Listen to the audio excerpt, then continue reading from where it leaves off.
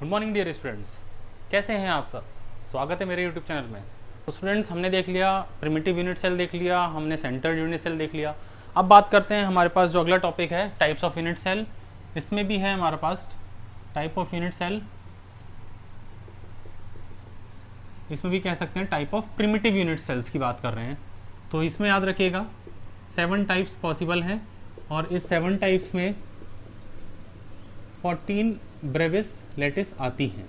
Brevis lattice आती हैं 14, but basically हमें जो याद रखना है वो ये 7 टाइप याद रखने हैं। अब ये 7 टाइप क्या हैं, इस सब पे हम लौट के आते हैं, लेकिन पहले एक प्रैक्टिकल सी बात करते हैं थोड़ा। जैसे मान लीजिए ये कोई एक बेसिक सा स्ट्रक्चर मान सकते हैं, इसको क्यूबॉइड कह सकते हैं, ठीक है।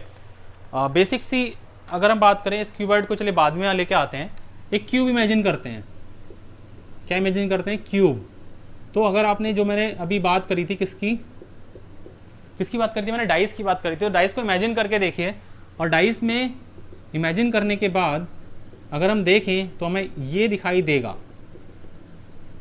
कि तीनों एज लेंथ बराबर होंगी, ए और बी बराबर सी, तीनों बराबर होती हैं, प्लस तीनों के जो एंगल्स होंगे वो 90 डिग्री होंगे, चाहे तो आप मेजर करके देख सकते हैं।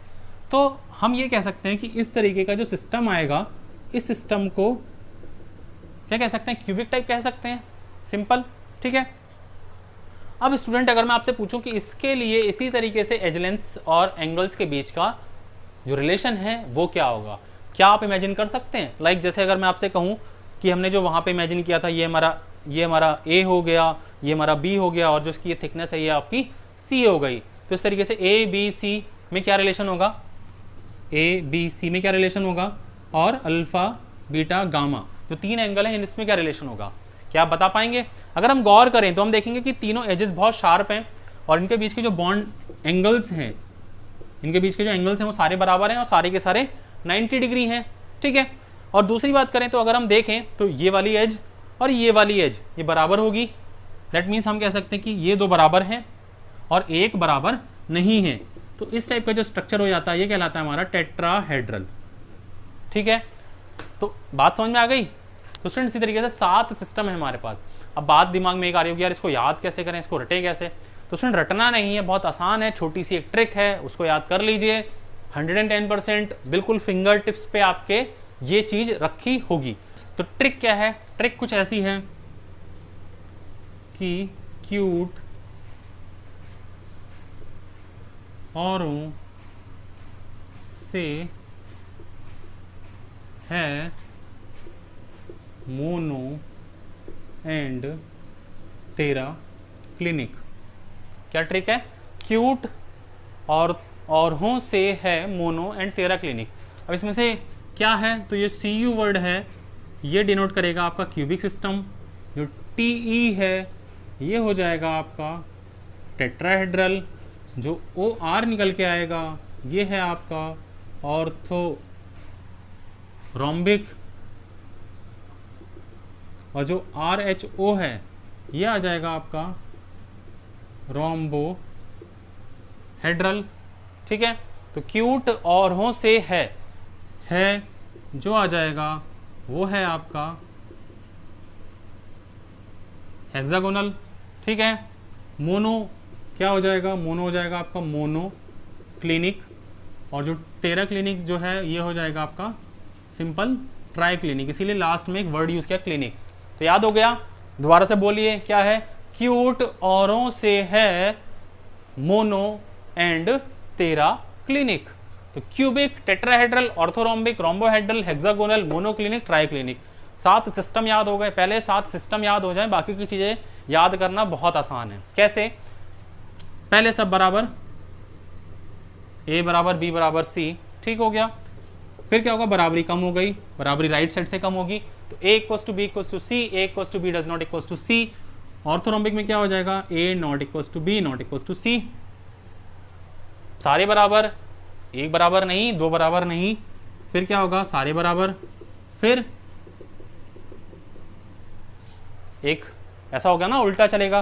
तो पहले तीनों बराबर, फिर एक बराबर नहीं। फिर इसके लिए थोड़ा सा याद रखना आसान है, दोनों ही थोड़े अलग हैं। तो इसमें कोई बराबर नहीं होता, कोई बराबरी नहीं, याद हो गया। क्यूबिक में क्या है, a equals to b equals to c, tetrahedral में a equals to b not equals to c, orthorhombic में a does not equals to b does not equals to c, rhombohedral में a equals to b equals to c, hexagonal में a equals to b does not equals to c, monoclinic triclinic में कोई बराबर नहीं होता। ठीक हो गया, ये तो हमने एज लेंस की बात कर ली। अब हम बात करते हैं एंगल्स की। एंगल्स कैसे निकालेंगे? तो देखो बेटा, याद रखना बड़ा आसान है कि पहले सारे बराबर,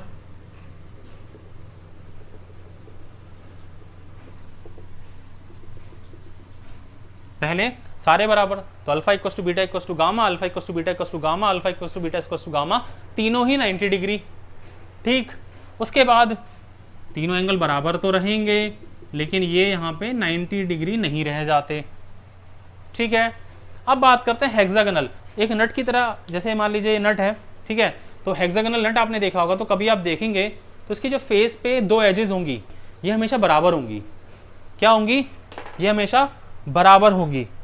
तो इसीलिए कहा गया कि दो एजेस ए और बी बराबर होंगी, सी बराबर नहीं होगा, जो कि इसकी थिकनेस होती है। इसी हिसाब से जो एंगल्स होंगे, तो ए इक्वल्स टू बीटा, दो एंगल्स तो 90 डिग्री होते हैं, लेकिन जो एक एंगल आता है वो आता है 120 डिग्री। कौन सा वाला? जो उसके फेस पे होता है। ठीक है स्टूडेंट्स, यहाँ तक बात समझ में आ गई। उसके बाद की बात करें तो ये याद रखना आसान है कि alpha equals to gamma equals to 90 degree, beta 90 degree नहीं होता। ठीक है स्टूडेंट, मोनोक्लिनिक तक समझ में आ गया कि alpha equals to gamma equals to 90 degree, beta 90 degree नहीं होता। ट्राइक्लिनिक में क्या हो जाएगा? ट्राइक्लिनिक में क्या होगा? तीनों ही बराबर नहीं होंगे और तीनों ही 90 डिग्री के बराबर भी नहीं होंगे। ये एक्सेप्शनल कंडीशन है। तो सबसे इजी क्या है इसमें याद रखना? क्यूबिक और ट्राइक्लिनिक, एक में सब बराबर, एक में कुछ भी बराबर नहीं, बाकी जो भी 5 रह गए वो सब इनके बीच में आते हैं। तो आई होप बात याद आ गई होगी। ट्रिक क्या है? क्यूट औरों से है मोनो एंड तेरा क्लिनिक। ठीक है, तो इस तरीके से इसको हम याद रख सकते हैं कि पहले सारी बराबर, फिर एक कम, दो कम, फिर तीनों बराबर, फिर एक कम, फिर सारे ही नहीं। लास्ट के दोनों याद रखना थोड़ा सा ध्यान देने वाली बात है। और जनरली एग्जाम्स में मोनोक्लिनिक ट्राइक्लिनिक ही आते भी हैं वैसे। तो A equals to A not equals to B not equals to C, versus triclinic भी ये होगा, दोनों बराबर नहीं होते, इसलिए दोनों को लास्ट में एजेस के हिसाब से याद रखना आसान है। एंगल्स के हिसाब से देखेंगे तो क्यूबिक में तीनों बराबर, टेट्राहेड्रल में तीनों बराबर, ऑर्थोरोम्बिक में भी तीनों बराबर। यहाँ पे एक बात ये कह सकते हो, रोम्बोहेड्रल, इसको कई बार हम ट्राइगोनल के नाम से भी जानते हैं। ठीक है, तो क्या हो जाएगा? इसमें तीनों साइड्स तो बराबर होंगी, लेकिन एंगल्स भी बराबर होंगे, लेकिन तीनों 90 डिग्री नहीं होंगे। हेक्सागोनल में मैंने आपको बताया कि इसमें क्या होगा? इसमें ए और बी आपस में बराबर होंगे, सी बराबर नहीं होगा, और अल्फा बीटा 90 डिग्री होंगे, और गामा कितना होगा? इसमें 120 डिग्री।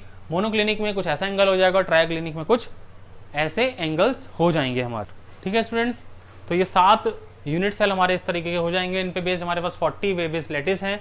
ठीक है, जो कि एनसीईआरटी की डिटेल में डिस्कस की गई हैं, तो आप वहाँ से उस 14 ब्रेविस लैटिस को देख सकते हैं। ठीक है स्टूडेंट्स, बात समझ में आ गई। तो 7 यूनिट सेल समझ में आ गए। 7 यूनिट सेल के बाद हमने बात करी थी यहाँ पे 14 ब्रेविस लैटिस की।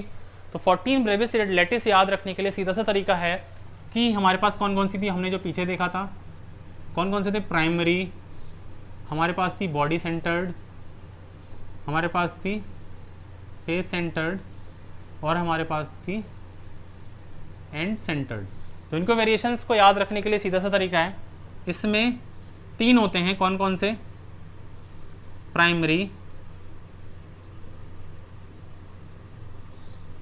बॉडी सेंटर्ड, ठीक है, और होता है आपका फेस सेंटर्ड। ठीक है, इसमें होते हैं आपके पास 2। कौन कौन से? प्राइमरी, या फिर आप इसको प्रिमिटिव, जो हमने यूज किया था इसको प्रिमिटिव लिख देते हैं। प्रिमिटिव, प्रिमिटिव, साथ साथ आता है इसका बॉडी सेंटर्ड। ठीक है, ऑर्थोरोम्बिक ऐसा है जिसमें चारों आते हैं, 4 के 4 आते हैं, primitive, body centred, face centred, and centred, चारों। ठीक है, उसके बाद हम बात करें तो इसमें हमारा एक आता है, कौन सा?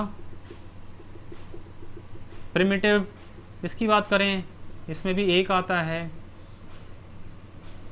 कौन सा? प्रिमिटिव। ठीक है, ठीक है स्टूडेंट, 5 तक समझ में आ गया। 3, 2, 4, 1, 1, इसमें रह जाते हैं 2। कौन कौन सा? एक प्रिमिटिव, और इसमें दूसरा थोड़ा सा अलग हो जाता है, जो कि है आपका एंड सेंटर्ड। और लास्ट वाले में आपका एक ही रह जाता है, कौन सा, प्रिमिटिव। आई होप बात समझ में आ गई होगी।